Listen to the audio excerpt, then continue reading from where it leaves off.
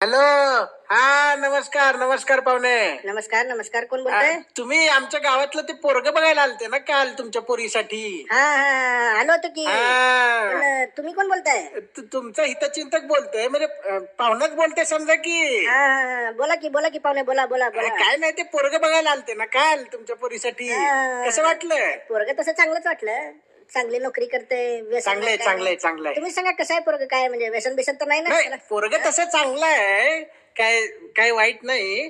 पण ते 2-3 वेळा आठवड्यातून दारू पिते बघा. दारू पिताय? बाकी चांगलं आहे पोरगं. आम्हाला तर सांगितलं निर्व्यसनी पोरग दारू पिताय 2-3 वेळा, ते बी आठवड्यातून. बाकी बाकी बाकी तसं काही वाईट नाही, नावं ठेवण्यासारखं नाही.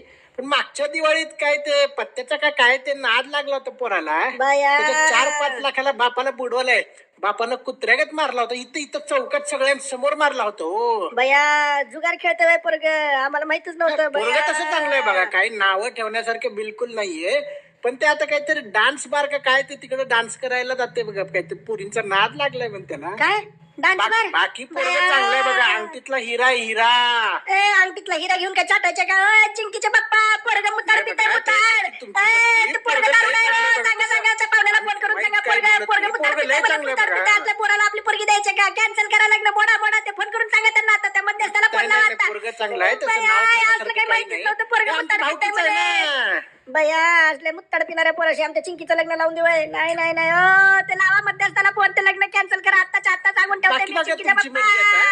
पाहुणे धन्यवाद बरं का, धन्यवाद. तुम्ही आमच्या डोळ्यावर धन्यवाद. थँक्यू. माझं नाव सांगू नका बघा. गावाले थँक्यू पाहुणे, गावाले थँक्यू.